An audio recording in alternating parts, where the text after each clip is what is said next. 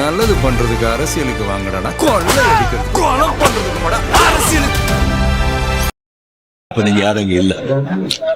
அதுக்கு அப்படியே பெங்களூர்ல இருந்து திரும்பி வரும்போது கூட அங்க மீடியா யாருமே இல்லை. அதுக்கப்புறம் 18th வந்து கேரளா வந்து ஷூட்டிங் இருந்தது சொல்லியிருந்தாங்க. அப்போ வந்து நான் வெளியே நினைச்சேன், நீங்க அங்க வரலன்னா கூட முதல்ல சொல்லிட்டு அங்க வர சொல்லி வீடியோ கொடுத்துடலாம் நினைச்சேன்.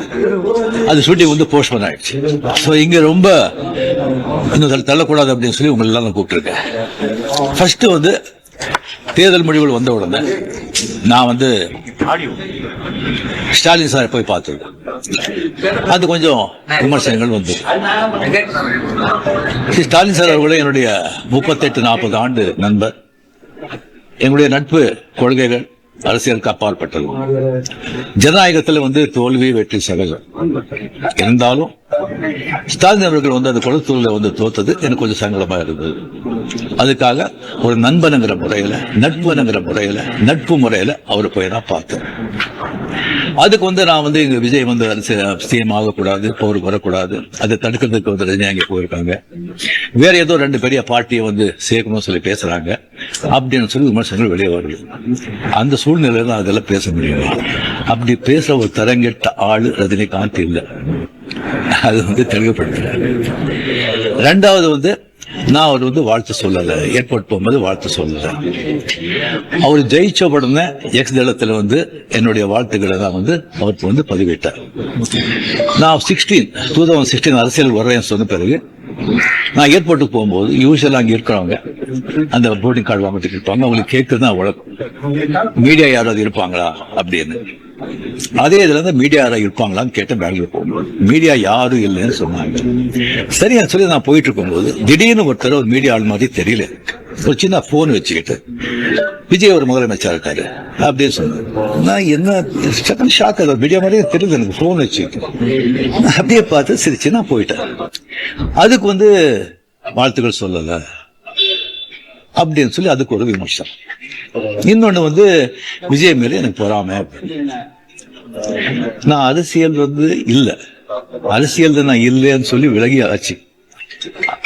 அரசியல் தான் இல்லாத போது அவர் மேல எனக்கு ஏன் பொறாமை?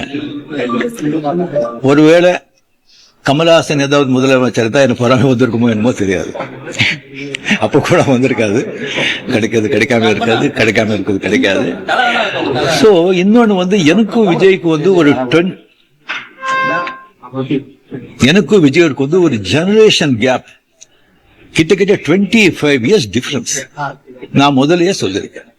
நான் வந்து விஜய் வந்து நான் இதை கம்பேர் பண்ணிட்டா அது எனக்கு நல்லது இல்லை, கெட்ட பேரு. விஜய் என்ன பத்தி கம்பேர் பண்ணிட்டா அவருக்கு நல்லது இல்லை. சின்ன வயசுல அவர் பார்த்துட்டு இருக்காரு. அவரு சிஎம் ஆனதுல எனக்கு என்ன போறாங்க? அது இன்னும் இவ்வளவு சின்ன வயசுல 52 வயசுல எம்ஜிஆர் என்டிஆர் சாதனை பண்றதை விட அதை விட ஜாஸ்தி கம்ப்ளீட்டா சென்டர் பிஜேபி எவ்வளவு பெரிய பவர்ஃபுல் சென்டர். இங்க 2 பெரிய கட்சிகளை எதிர்த்து தனி ஆளை வந்து ஜெயிச்சிருக்காங்க. அது நம்ம சினிமா இண்டஸ்ட்ரியில இருந்து. எனக்கு அது பொறாமை இல்லை, ஒரு ஆச்சரியம் கலந்த ஒரு சந்தோஷம். அடே யார் அப்ரிசியேஷன், சூப்பர். சோ அந்த பொறாமையும் இல்லை. விஜய் அவர்களுக்கு வந்து நிறைய எதிர்பார்ப்புகள் இருக்கு இவங்க மத்தியில. டெஃபினட்டா அந்த எதிர்பார்ப்பெல்லாம் அவரை சந்திச்சு மக்கள் நல்லது செய்வாங்கிற நம்பிக்கை எனக்கு இருக்கு. அவருக்கு அதிக வாழ்த்துக்கள். ஓகே சார், திமுகவையும் அதிமுகவையும் நீங்கள் ஒரு பேச்சுவார்த்தை செய்து இணைந்து எடப்பாடியை முதலமைச்சராக முயற்சிகள் நீங்க எதுவும் செய்வீங்களா? சொல்லியாச்சு. உங்க ரசிகர்கள் என்ன சொன்னாங்கன்னா, நீங்க கட்சி ஆரம்பிச்சா நீங்க சிஎம் ஆயிருக்கலாம், கால சூழ்நிலை ஆகலன்னு ஒரு வருத்தப்படுறாங்க. சில பேர் சொல்றாங்க நான் வந்து அரசியலுக்கு நான் வரலைய சொல்லி ஒரு 3 பேஜுக்கு வந்து கம்ப்ளீட்டா அறிக்கை எதுக்கு என்ன ஆச்சுன்னு சொல்லி கிளியரா நான் சொல்லியிருக்கேன்.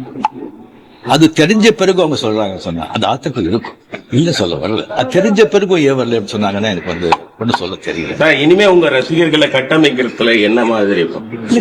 நான் முதலியே சொல்லியாச்சு, அவங்க எந்தெந்த பார்ட்டி எந்தெந்த விஷயம் பண்றீங்களோ அதை தாராளமாக நீங்க போங்க அப்படின்னு முதலியே நான் சொல்லியாச்சு. எத்தனை மாட்டி நான் சொல்லுவேன். நீங்க ஆக்ட் பண்றாங்களே சொன்னா அரசியல் வேற, ஆக்டர் வேற. ஆக்டிங் சொன்னா ஹெல்த் வந்து எப்போ இதாவது ஆக்ட் பண்ணலாம் வரலாம். அப்படி அதை பாதிச்சக்காக ஒரு பொண்ணிதை பாதிக்கும். அரசியல் பெரிய ரெஸ்பான்சிபிலிட்டி. கோடி மக்கள் அவ்வளவு ஈஸி இல்லை. இப்ப நேற்று கமல் சார் வந்து சந்திச்சு 6 கோரிக்கை விட்டுருக்காரு திரையுலகத்தை பத்தி. நீங்க வந்து சிஎம் சந்திச்சு திரையுலக பத்தின கோரிக்கைகள் ஏதாவது முன்வைக்கிறதுக்கு ஐடியா இருக்கா? இல்ல இப்போ வந்து சினிமா இண்டஸ்ட்ரியில இருந்து நடிகர் சினிமா போயாச்சு. ப்ரொடியூசர் கவுன்சில் கில்லாடி ஜோடி சில் குரு கேட்ஸ்குள்ள போறாரு, காப்பாத்த போறது யாரையா? ஒவ்வொரு கூட்டா திறந்து நீங்க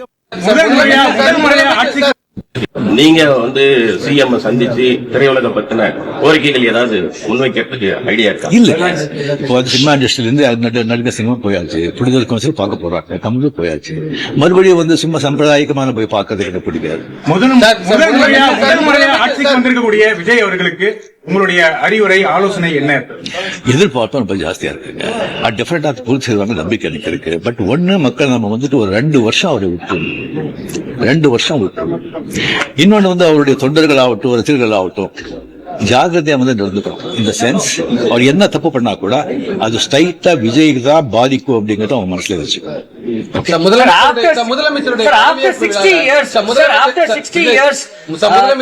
நான் திராவிடியன் பார்ட்டி வந்திருக்காங்க. ஒரு திராவிட கட்சி இல்லாத ஒரு கட்சி வந்து தமிழகத்தை ஆளுறாங்க.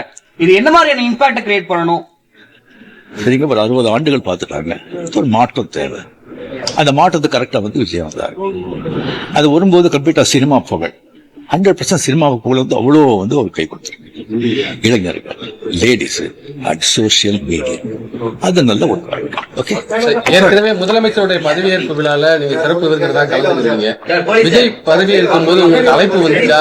நீங்க கலந்து கொள்ளாத போது அது ஒரு சமூக வலைதளங்கள் சில கருத்துக்களை முன் வச்சிருந்தாங்க. முதலமைச்சர் அந்த ஏற்பு விழா சிவலிங்கம் எங்க நான் எதுல கலந்துருக்கேன்? நான் என்ன பழைய எதுலயும் கிடையாது. சிறப்பு வந்து உங்களுக்கு அழைப்பு வந்திருக்கு. இன்னும் சிவலிங்கனே பண்ணலங்க அந்த அழைப்பு.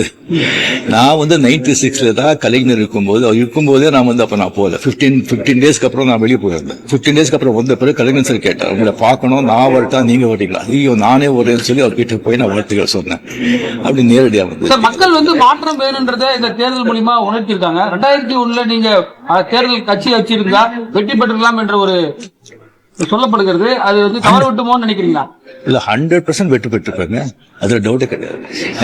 பட் ஆனா அந்த பஸ் மிஸ் பண்ணிட்டீங்கன்னு நினைக்கிறீங்களா? வேற கொஸ்டின் சார், இந்தியா லெவல்ல இருக்க பிஜேபி தமிழ்நாட்டுல வந்து ஏன் ஒரு சீட் வருது, என்ன காரணம் சார்? சார் நான் அதுக்கெல்லாம் நான் okay. My heartily congratulations to Vijay. Definitely a lot of expectation is there from people. Definitely, I hope, I wish he will fulfill that. Thank you.